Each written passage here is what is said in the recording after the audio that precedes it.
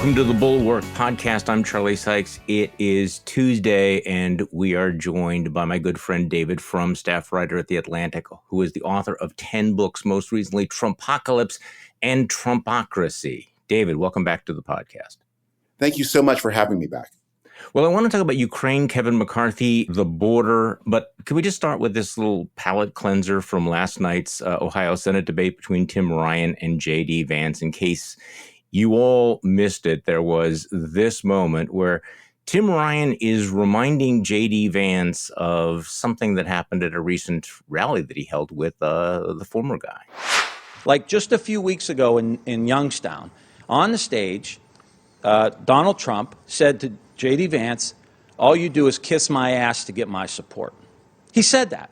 That's bad, because that means J.D. Vance is going to do whatever he wants. Mitch McConnell's given him $40 million. He's going to do what he wants. And Peter Thiel gave him $15 million. He's going to do what he wants. And here's the thing that's most troubling about this, lack of courage, is that after Trump took J.D. Vance's dignity from him on the stage in Youngstown, J.D. Vance got back up on stage and started shaking his hand, take a picture, saying, hey, aren't we having a great time here tonight? I don't know anybody I grew up with. I don't know anybody I went to high school with that would allow somebody to take their dignity like that and then get back up on stage. We need leaders who have courage to take on their own party. And I've proven that.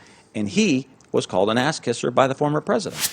And then he came back to this a little bit later saying, I'm for Ohio. I don't kiss anyone's ass like him. Ohio needs an ass kicker, not an ass kisser. So I don't know, David. I don't know that it makes a difference in that particular race. But, you know, it is interesting that he highlighted the self-humiliation of J.D. Vance. But that self-humiliation has really become a feature of politics circa 2022, isn't it? Yeah, I'm sure J.D. bled a little on the inside. And it created a moment that has captured a lot of people's imagination. As you say, when you try to think about who is undecided at this late hour, that person is probably not swayed in that kind of a way, but it must have heartened a lot of Tim Ryan supporters that moment. Yeah, and I'm guessing that it's going to be one of those things that they're going to keep pushing, because you get the sense that a meme/slogan has been born, you know, ass kicker, not an ass kisser. Okay, from that to much more serious news, I'm really anxious to talk with you about what's going on in Ukraine, of course, Vladimir Putin launching this massive revenge strike against civilian populations in Ukraine after the attack on the bridge in Crimea, indiscriminate slaughter of civilians, attack on the infrastructure, Russian state media celebrating the suffering that they are inflicting on the Ukrainian people. So let's just start right there. What do you think is happening with Ukraine, and whether or not this barrage of missiles aimed at soft civilian targets is going to make a difference? Does it change the dynamic of the war? The barrage of missiles, of course, causes suffering and misery and grief, and we all feel it. It is not a sign of success. When an army has to turn to terror tactics, that means it is losing the fight on the ground. The Ukrainian strikes are fought for a purpose. The Russian strikes are fought to terrorize and maybe even reassure themselves.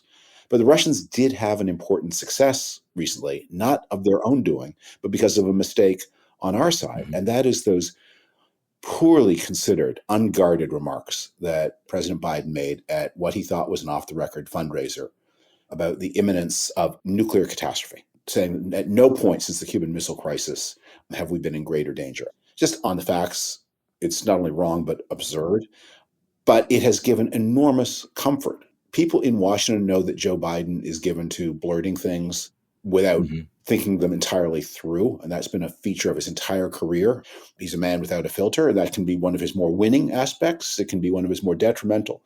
But I just a few hours before this was on an important Indian foreign affairs show, not one that was run by people especially hostile to the United States or especially sympathetic to Russia, but they're alarmed that the president of the United States has given this warning about nuclear apocalypse. I mean, he wouldn't just pop that off the top of his head without giving it a second thought beforehand, would he? And you don't want to be the person who said, yeah, he kind of would. But that has been Russia's top propaganda point, and now it has been endorsed by the president, and it went reverberating around the world. See, the question that I would have is that our main goal has to be to deter the Russian use of nuclear weapons, right? That you would deter it.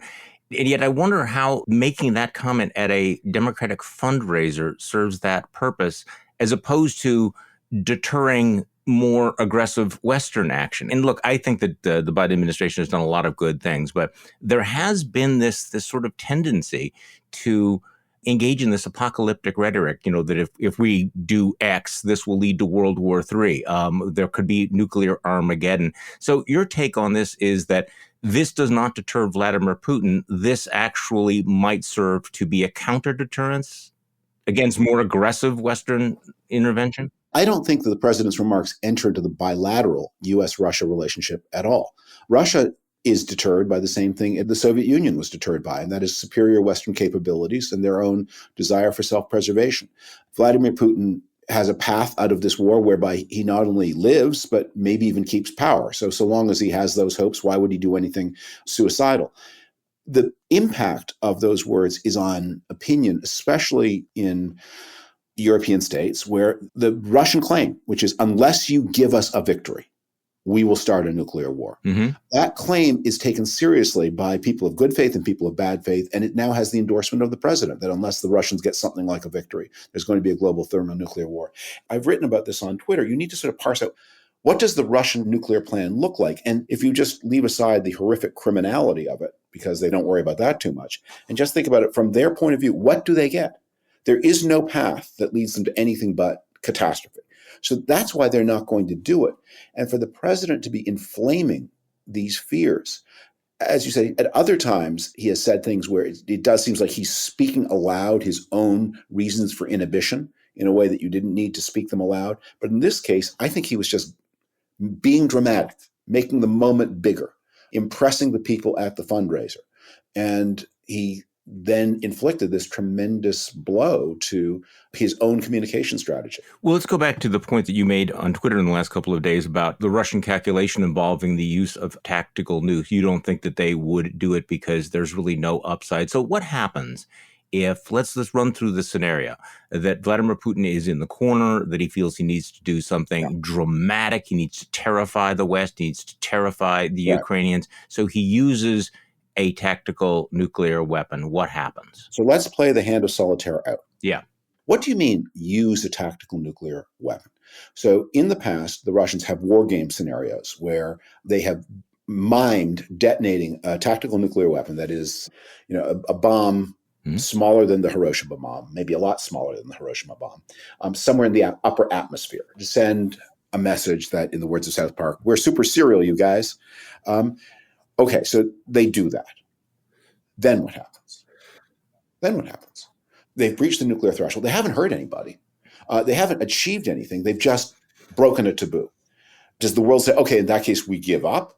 Or does the world say, in that case, we need to respond to this by putting our nuclear weapons on higher alert, or by doing something else that you wouldn't like? You've only broken the taboo. You haven't achieved anything. Right. Okay, let's play another hand of this. Okay, so we instead of dropping in the upper atmosphere or out in the middle of the Black Sea to say we're super serial, you guys, we mean it, quit it, give us our hat back, we'll drop it on some lightly inhabited piece of Ukrainian territory. So now this is an even bigger atrocity. It's an even bigger shock. But again, no strategic and no even tactical value. They are signaling, but they're signaling we are still inhibited. So they have all the odium of using nuclear weapons, but they have not impressed anybody one bit more with their murderous resolve. They've only breached the taboo. So now they have to keep going up and up and up. But at each level of this hand, their problem becomes worse because ultimately they're playing against people who are stronger than they are. Mm-hmm. And what they're also doing is if they start breaching a taboo by, for example, blowing up a bomb in the upper atmosphere, that invites others to breach taboos. Like if you were to spot what you think of as a Russian convoy bearing tactical nuclear weapons inside Russian territory, why wouldn't you blow it up before they can launch it? That they invite the United States and its partners to say, you know what, our taboo has been your territory. There's no direct American involvement. We don't provide the Ukrainians with weapons that can reach inside Russia. We deter the Ukrainians from irregular tactics inside Russia. That assassination of the daughter of the Russian propagandist, that for me was a very ominous thing. I don't believe the Ukrainian state did that. I don't know who did it, obviously, but you can imagine there are a lot of Ukrainians who have a lot of private suffering to avenge. They speak Russian. Many of them have Russian papers. Russia's a very permeable country. Why isn't there irregular action against civilians inside Russia? It is an amazing thing that hasn't happened yet. But that could happen. The United States could provide these longer range. American and NATO forces could begin inserting themselves directly. The territory of Russia could no longer be off limits. You could imagine, again, they've used it once. There are more tactical nuclear weapons on their territory. Why wouldn't you stop them before they could be used? So you just start playing this game. And as I said, Putin's best option, when you really work it out, is what I call option zero. Threaten, but do not do. And that's the stage we are now. And American policy should be to reduce the value of option zero, not to increase the value of option zero, which is what Biden did with his misplaced remarks. So this brings us back to this nagging question: what is the off-ramp? What are the exits? Because I actually agree with you on Biden's comments, because if you in fact do think we're on the brink of nuclear Armageddon, that would, I think, lead inevitably to thinking that we need to come up with some sort of a negotiated settlement, that we need to make some sort of concessions, including territorial concessions. But where are we at now? What is the off-ramp? You noted on Twitter this morning, you have both left-wing and right-wing sort of pro-Putinists or anti-Putinists who are really ratcheting up it's time to negotiate. It is time to make concessions. What do you see as the exit from all of this? I think this is something we need to think about very seriously right now. And obviously, we're in hypothetical mode. But I just remind people, the American planning for post-war Europe after the Second World War began in about 1943, maybe even earlier, because no one understood quite how the war would end, or certainly when it would end, but how it would end, who would be in charge. That was clear from the moment the United States entered the Second World War. And you had to plan for a better future so things like this never happened again. I mean, when I anticipate in my imagination how the war probably ends, here's what I see. The Russian army begins to crack apart. And the people in command of the Russian state are faced with a choice between losing the war and losing their army. And at that point, the supreme imperative will be to preserve their army while they've still got one. And when I say, I don't mean that everyone will be dead or that everyone will have run away. I just mean that they stop taking orders. They stop being a cohesive and effective force. They stop being a way for Putin to keep power. Mm-hmm. I think at some point, the Russians just turn around and walk home. That's not the end, though, because now the whole world has this huge problem, which is we have this embittered, radicalized Russia. It's going to be very poor. We've got this shattered Ukraine. And by the way, Russia will still be under these crushing economic sanctions. They'll be even more crushing. Russia will begin needing to sell more oil, so the price of energy will come down and Russia's resources will be less. So we need to start thinking both about how do we rebuild Ukraine, but also at how do we bring Russia back into the community of nations and get them out from under their sanctions while having some kind of stability in Russia and getting some kind of extracting from them some kind of at least symbolic reparation for Ukraine. Is that possible with Vladimir Putin still in power? I have no idea. And again, I think they're sort of micro predictions that whether he'll be in power or not, I don't know. But it would be pretty bad to have a defeated Russia engaged in internal power struggles where there's no resolution of the conflict. You get a kind of situation that we have in Transnistria, where you have this frozen conflict for 30 years. It's never settled. And that means that the sanctions never come off. And that means the Russian economy can never recover. So I mentioned your tweet this morning about the pro-Putinists on Twitter, and you have a very interesting discussion about the difference between left-wing and right-wing pro-Putinism. We've talked before about the useful idiots that they're featured on Russian state TV all the time. I think, over the last 24 hours, Donald Trump, Mike Pompeo, Elon Musk have had a lot of FaceTime because, of course, the Russians will seize upon any comment they make. Tucker Carlson has been virtually a primetime star. But there's also people like Tulsi Gabbard. And by the way, everybody probably heard, she's now quit the Democratic Party because it's run by warmongers. So, David, what is the difference between left-wing and right-wing pro-Putinism? Well, functionally, there isn't a lot of difference. They both repeat the same lies. Nazis and the government of Ukraine, the American biolabs in Ukraine. And they both, of course, want Ukraine to lose the war and Russia to win. So in that sense, functionally they operate the same way. But people have different biographies, and I think there is a psychological difference between matters. On the one hand, there's a Julian Assange, a Glenn Greenwald, the lesser fry who emulate them. And they're more important counterparts in Europe who are still, I think, recognizably of the left. And then I think Tulsi Gabbard in this case does function as kind of a right-wing pro-Putinist, and despite her background in the Democratic Party, and of course, It's hard to keep up with her. Yeah. yeah, President Trump and Tucker Carlson. And here I think is the difference. The left-wing pro-Putinists are mostly interested in the United States and the Western alliance, and they see Putin as useful because he is a tool against those things. A less powerful tool than maybe they'd hoped a year ago, but still he's a tool against them. He will weaken the United States and the Western alliance. Yeah. Syria, Libya, the United States and the Western alliance, they are the real source of evil in the world. Putin is a tool against them. And therefore, some of the aspects of his regime, the corruption, the incitement to sexual and religious bigotry, they don't love those things. They lie about them, they cover them up, they indulge them, they condone them, but they don't love them. I think Tucker Carlson, for him, he loves them. He's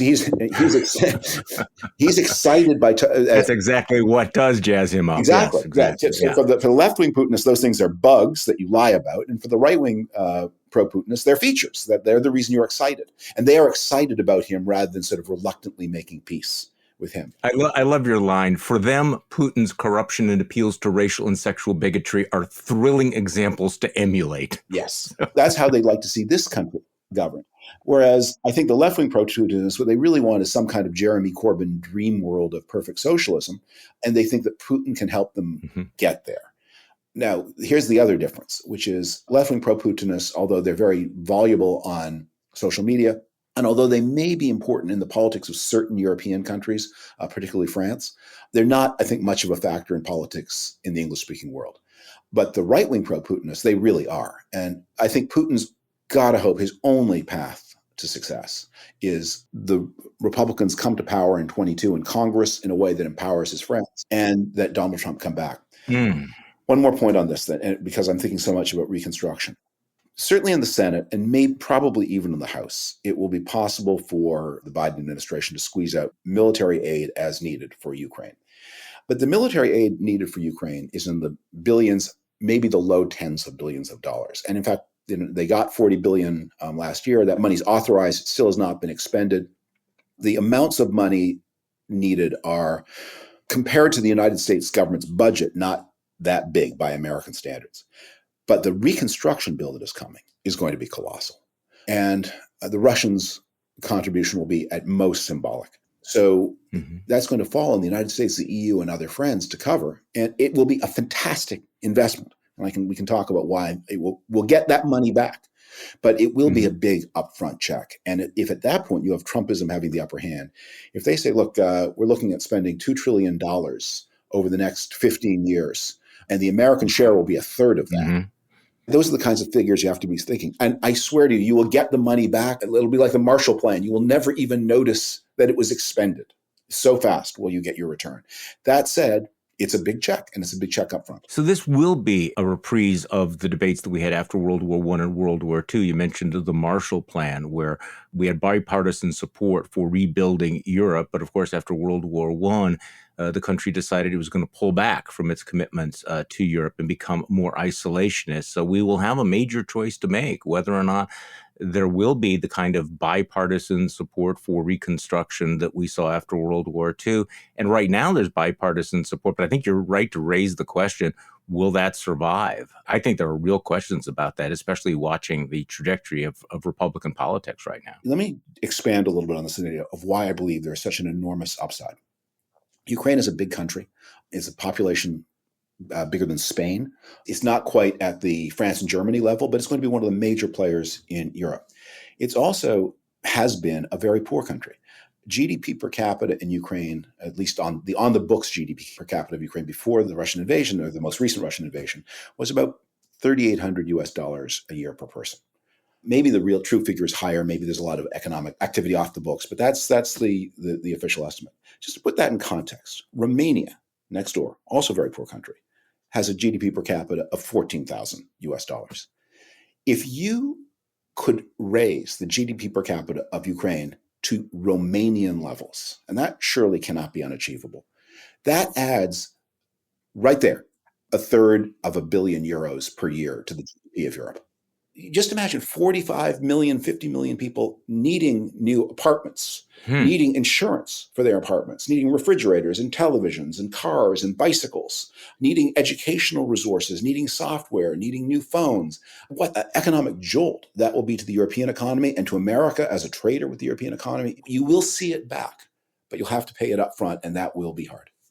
Okay, let's switch gears because you have been writing extensively about the ongoing fight over immigration, the real world consequences of all of that. You wrote after, Ron DeSantis's Martha's Vineyard stunt, which, by the way, seems like a couple of years ago right now.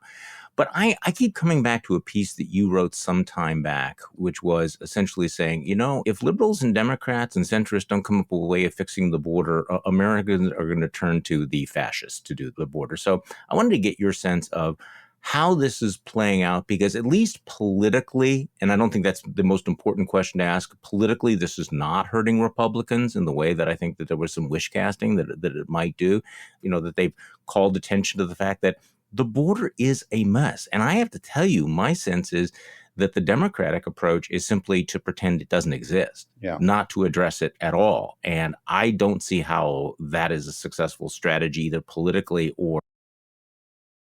A day or two after the DeSantis stunt, I had a phone interview with the mayor of Brownsville, Texas. That's on the Rio Grande, toward the Gulf of Mexico. An especially impressive mayor, by the way, and somebody with probably a pretty big future in politics ahead of him. Very thoughtful person, very knowledgeable. So here's what happens in Brownsville. And Brownsville's not a big place. Every day, somewhere between 200 and 600 people walk across the border in their little sector, present themselves to the Border Patrol. The Border Patrol does the paperwork, drives them into downtown Brownsville to the bus station. A few go to the airport because they have a little bit more money. They get some paperwork and they're put on a bus and they're sent elsewhere in the United States, or they're put on a plane. They arrive with destinations, they arrive with money, they arrive with plans to meet relatives. And everyone treats this as if, 200, 600 people just in the Brownsville section, and it's not that big a place. 200, 600 people a day cross the border without authorization, and they arrive with plans to settle permanently in the United States without a say-so from anybody. That's how it works. You could tell that story across Arizona. You could tell that story across West Texas. We're talking about, about 1 million people a year just walking across. And not hiding, but presenting themselves to the authorities to say, I want to enter the asylum system, and pending my hearing, which may be God knows when, give me papers and release me into the interior of the country. And so long as my case is winning, I will keep coming to court. And if my case ever stops winning, then I'll vanish. The reason people think, the people like the vice president say this is a safe and orderly process is, well, it is orderly.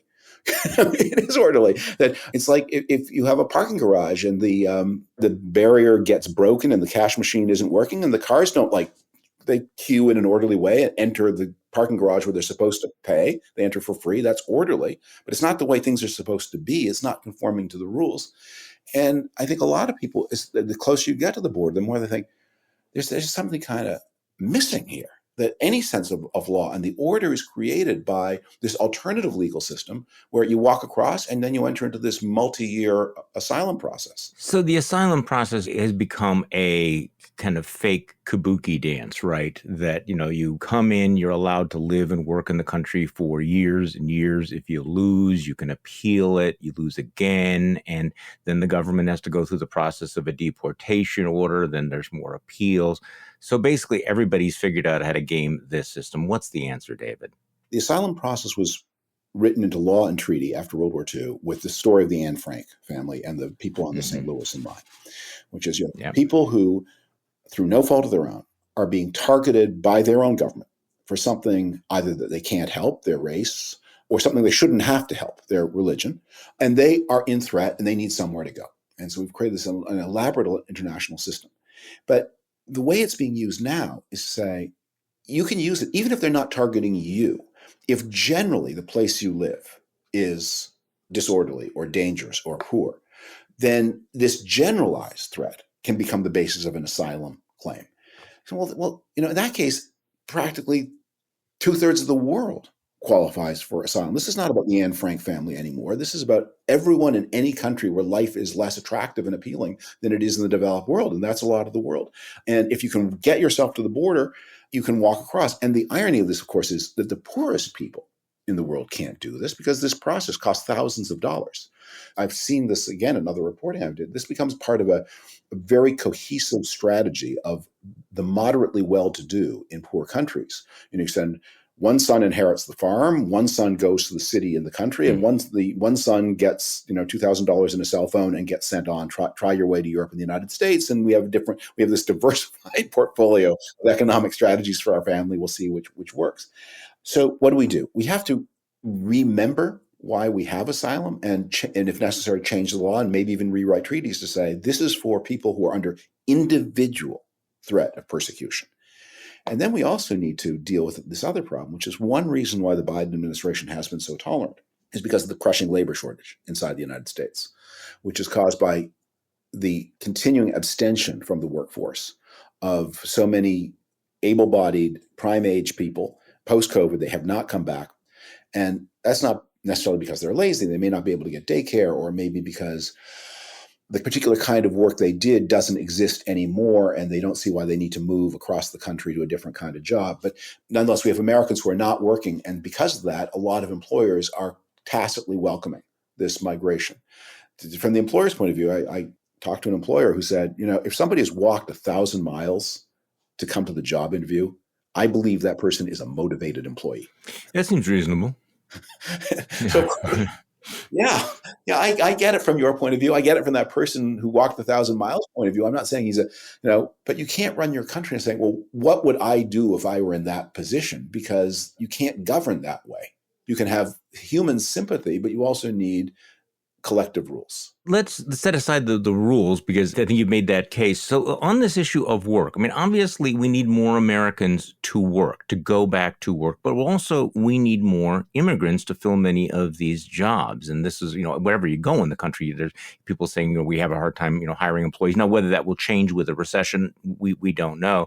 So how do we balance this? What you're describing requires acts of statesmanship and compromise and practicality in coming up with a humane system of asylum, but also dealing with legal immigration and solving the employment problem.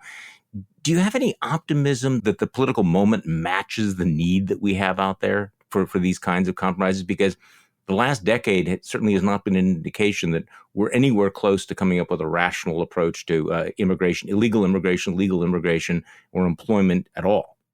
So our present legal immigration system was created more or less 30 years ago in the George H.W. Bush administration.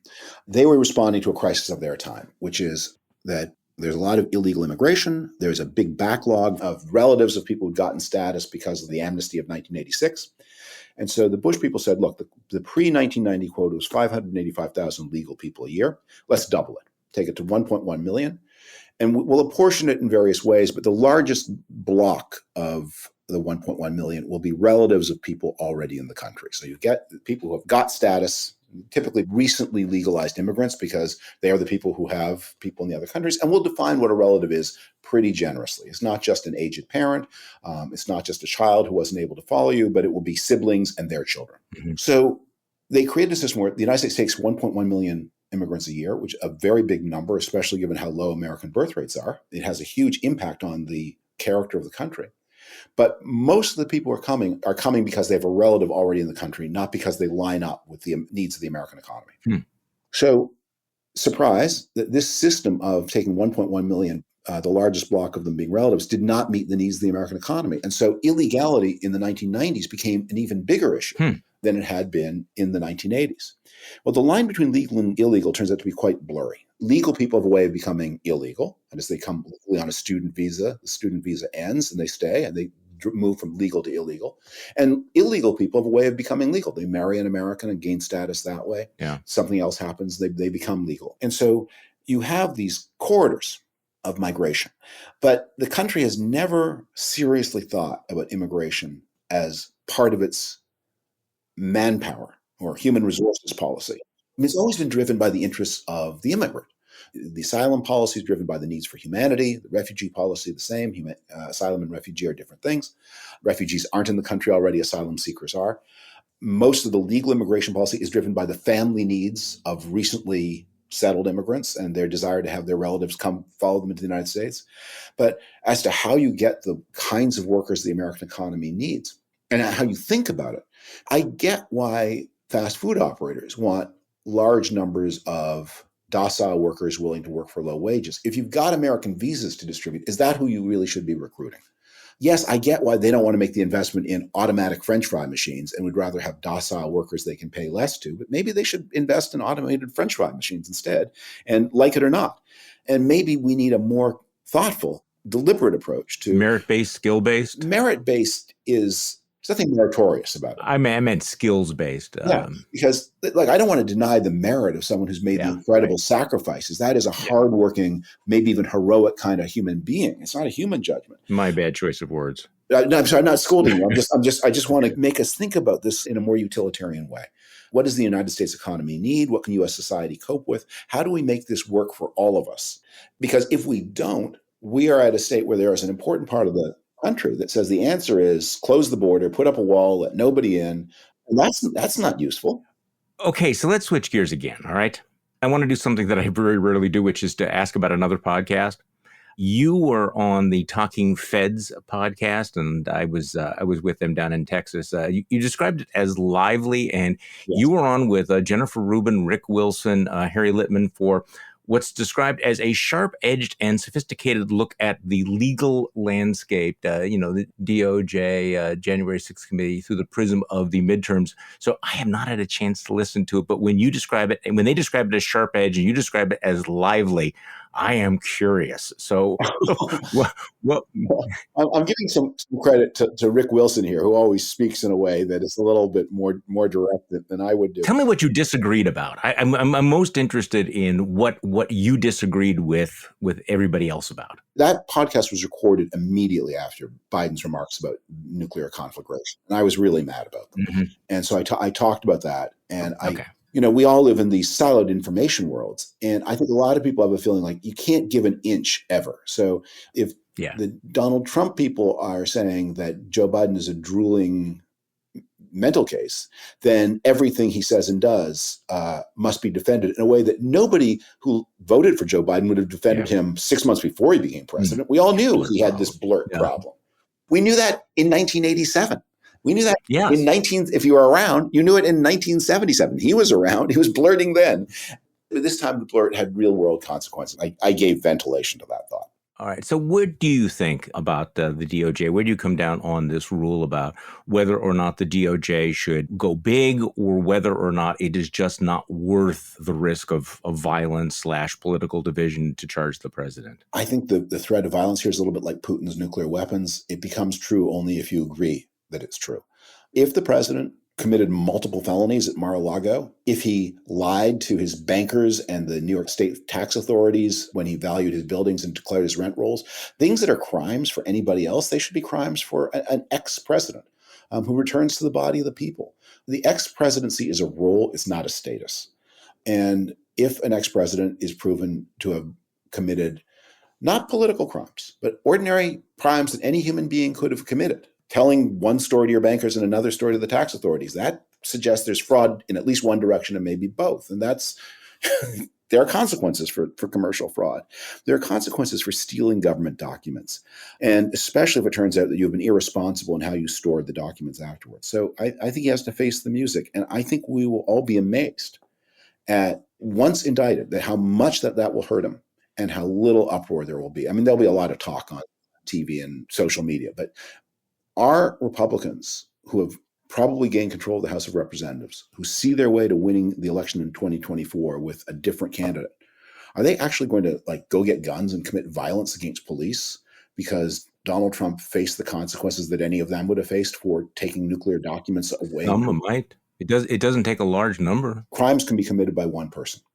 But to endanger the public authority of the United States, Robert E. Lee was unsuccessful. And this is one of those many issues where I hope that you are right and that I am wrong, because I think that the indictment of Donald Trump will create a huge uproar. And again, I am in the camp of we must reaffirm the principle that nobody's above the law. And I think the precedent of letting him get away with it would be absolutely deadly for decades and decades. But I think we also have to recognize that there would be an uproar and there would be real damage, because I was asked, well, if he's indicted, would the Republican Party still nominate him for president? And right now I'm saying yes, absolutely. I think that all of the indications are, look, this is a Republican Party that is embracing Herschel Walker. They basically say, look, we don't care about any of this stuff. It's all about winning. If you're willing to embrace Herschel Walker, you're certainly going to embrace whatever Trump does or has done in 2024. I mean, this logic that they have internalized, that it just doesn't matter as long as we have power. I mean, this has become the party line, hasn't it?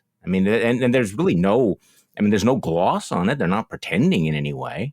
That's one of the things that I think is important about the election of 2022, in that I can understand and follow the logic. I'm horrified by it. I can follow the logic of saying, well, I don't care how many abortions he paid for. If he can win the Georgia seat, I'm for him. Yeah. Okay. I don't endorse that, but I follow the logic. What if it turns out, oh, because he paid for an abortion, he doesn't win the Georgia seat? That logic suddenly doesn't look so compelling. It looks like Blake Masters is going to lose in Arizona. I mean, he's not caught in any particular, just for being an unpleasant person with a history of saying crazy things. He's not an unintelligent person. They're not stupid crazy things, but they're reprehensible crazy things. Herschel Walker, I mean, literally paying for an abortion. I don't think anybody is now very seriously denying that that's what happened. No. They're finding ways to not say it, but his supporters are acknowledging that that's what happened. There may be other such cases too, where people, because of their Trump-style character flaws, actually, as happened in 2021, when Trump threw away 2 seats in Georgia because of his reckless behavior. There comes a point where you say, the logic is he's a winner, but not only is he a criminal, he's also a loser. Okay, now, this is an interesting point. You've got me thinking about this, because we've been assuming that the whole Access Hollywood incident changed the rules of politics in one way. You are suggesting that a defeat of Herschel Walker might turn the dial back, saying, okay, this doesn't actually work. If you want to win, you can't do this. And by the way, if Herschel Walker loses, just think of the many, many ways that Donald Trump has just screwed the Republican Party in Georgia. Yeah. I mean, it's just like, please, sir, can I have another one? I mean, wow. If Herschel Walker loses and Brian Kemp wins. Yes, which is likely. So the man whom Donald Trump went on the rampage against, he wins, and maybe wins quite big. The person he foisted on the Republican Party, despite probably every Republican office holder in Georgia just about saying, don't do this to us, that person loses. And with it, by the way, it becomes then very hard to see a way that the Republicans gain the 51 seats in the Senate that they need against the only 50 that the Democrats need. Mitch McConnell's aspirations may be thwarted. And as I say, I don't doubt that the Republicans are on balance going to have a pretty good year. And one of the things that Rick Wilson reminded us in the Talking Feds podcast is that for now, some very large number of elections, I think maybe 6, possibly 8, the polls have systematically underestimated Republican gains. Burned into our consciousness after the last couple of cycles. Nonetheless, if we do wake up and the Republicans are at 50 seats, not 51 in the Senate, if they've gained 6 or 8 or 10 in the House, but nothing like what happened in 2018 for the Democrats, or 2014 or 2010, there's going to be the need for someone to blame. And there will be many people to blame, but Donald Trump will be a very convenient person for a lot of people to blame. Okay, speaking of who to blame, just very briefly in the moment we have left, there's a new book out detailing how Kevin McCarthy came to support Donald Trump after January 6th with some pretty dazzling details. Frustrated that Trump wouldn't talk to him, stressed that his chance to become House Speaker could be in jeopardy, and furious that a trusted confidant had publicly disclosed a tense call between himself and Trump. McCarthy snapped, and then it describes, how angry he was that Jamie Herrera Butler had passed on the word of his conversation with Donald Trump. I alone am taking all the heat to protect people from Trump. I alone am holding the party together.